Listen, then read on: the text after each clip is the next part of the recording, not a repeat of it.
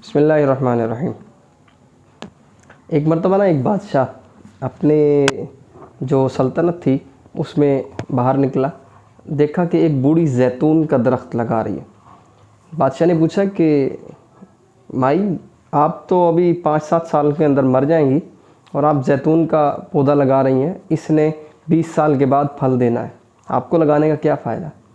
तो उस बूढ़ी औरत ने कहा कि मुझे इसका फ़ायदा ये है कि हमारे बड़ों ने लगाया था, हमने फल खाया, हम लगा रहे हैं, हमारी आने वाली नस्ल खाएगी।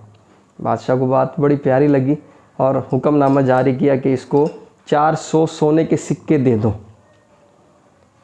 बूढ़ी औरत ने जब ये देखा तो फिर कहा कि बादशाह सलामत, देखें मेरे जैतून के दरख्त ने मुझे अभी फल दे दिया, मैंने अभी लगाया है, अभी ये बड़ा भी नहीं हुआ, इस पे फल नहीं लगे, इसने 20 साल के बाद देना था, लेकिन मुझे तो फल आज ही मिल गया। बादशाह मज़ीद इसके इस जुमले से बहुत खुश हुआ, एक बार फिर हुक्म दिया कि 400 सोने के सिक्के और इस बूढ़ी को दे दो। बूढ़ी औरत ने जब ये देखा तो फिर एक बात और कही कि बादशाह सलामत, अगर मैं इसके दरख्त को पा लेती और ये फल भी मुझे देता तो ये फल साल में 1 मरतबा देता, लेकिन मुझे तो इस दरख्त ने साल में 2 मरतबा फल दे दिए।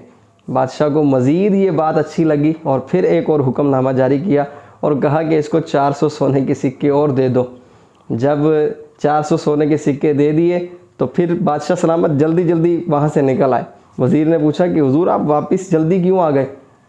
तो बादशाह ने कहा कि अगर मैं वहाँ और थोड़ी देर रहता तो ये बूढ़ी औरत हिकमत भरी बातें मुझे बताती रहती और मैं बार बार इसको सोने के सिक्के देता रहता और मेरा ख़जाना खाली हो जाता।